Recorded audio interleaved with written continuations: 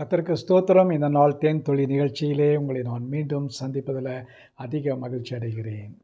இந்த நேரத்தில் யோசேப்பு ஒரு பிரதம மந்திரி அளவுக்கு ஒரு பெரிய உயர்வு பெற்று அந்த எகிப்து தேசத்தின் முழுவதுக்கும் அவன் அதிபதியாய் காணப்பட்டான்.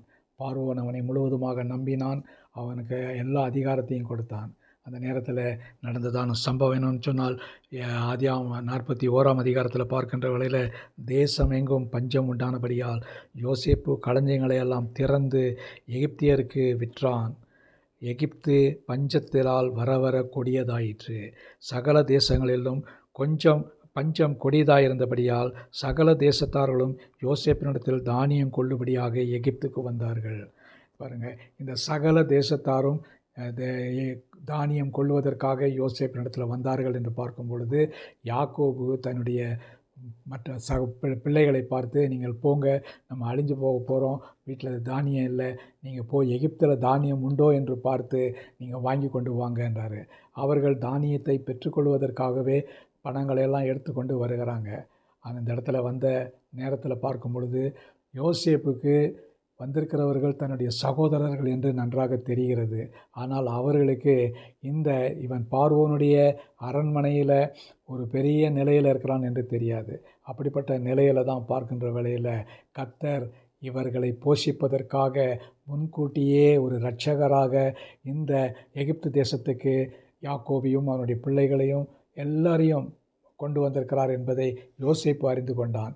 அந்த நேரத்தில் அவருடைய சகோதரர்களுக்கு முதல் தடவையாக எல்லா காரியங்களையும் போட்டுவிட்டு, அவர்கள் இந்த பணத்தையும் போட்டுவிட்டு எல்லா காரியங்களையும் போட்டான். அதுக்கப்புறம் அவர்களை திரும்ப கொண்டு வந்து அவர்கள் மீது ஒரு திருட்டு பட்டம் திருட்டி சும்மா ஒரு விளையாட்டுக்காக எல்லா காரியங்களையும் செய்துவிட்டு, அதன் பின்பு இன்னொரு தடவையில் தன்னுடைய சகோதரனை பார்க்க வேண்டும் என்று சொல்கிறான். அப்பொழுது பென்யமீன் மட்டும்தான் தனியாக இருந்தான் தகப்பனிடத்தில். தகப்பன், நான் யோசேப்பை தான் இழந்து விட்டேன், தான் இந்த பென்யமீனை இழக்க மாட்டேன் என்று சொன்னான். அவனு சொன்னான், யோசேப்பு நல்லா தெரியும், தனக்கு தம்பி ஒருத்தர் இருக்கிறான், அவன் வந்தாதான் நான் தானியத்தை கொடுப்பேன் என்று திட்டவட்டமாக சொன்னான். அவனும் தகப்பனுடைய அந்த வேண்டி கேட்டுக்கொண்டதற்காக அந்த இடத்த தகப்பன் மூலமாக இந்த பென்யமீனை கொண்டு வந்து அங்கு வைக்கிறார்கள். கொண்டு வரும்போது அப்புறம் திருப்பியும் பென்யமீனுக்கு கொடுக்கும் பொழுது அவனுடைய சாக்கில் அந்த இதெல்லாம் பணத்தையும் போட்டுவிட்டு தான் பானம் பண்ணுகிற அந்த பாத்திரத்தையும் உள்ளே போட்டு விட்டான். இது கடைசியில் பார்க்கும் பொழுது இது அவனுடைய சகோதரனுடைய இதில் கிடைச்ச உடனே அவனை அங்கேயே வச்சு போடுறாங்க.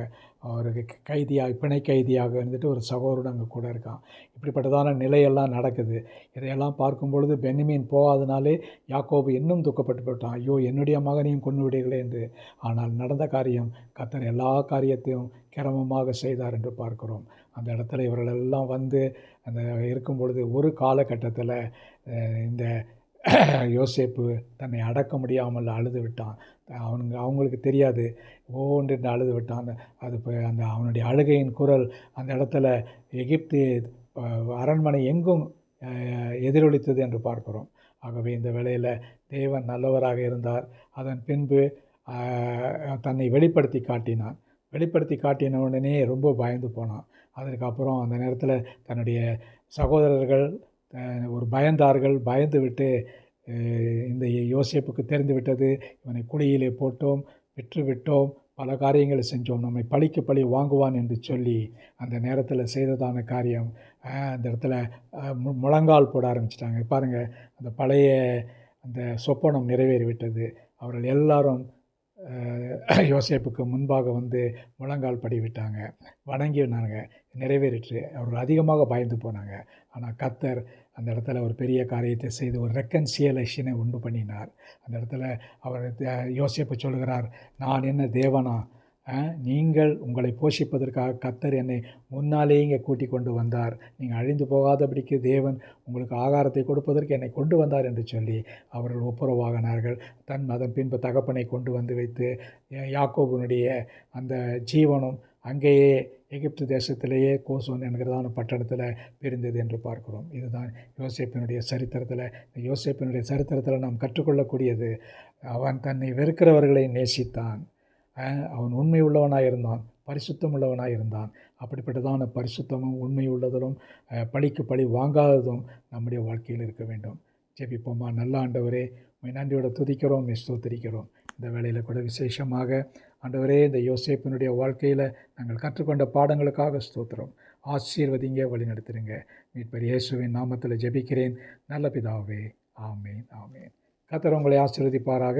இந்த நாள் உங்கள் வாழ்க்கையிலே ஒரு ஆசீர்வாதமான ஒரு நாளாக அமையட்டும்.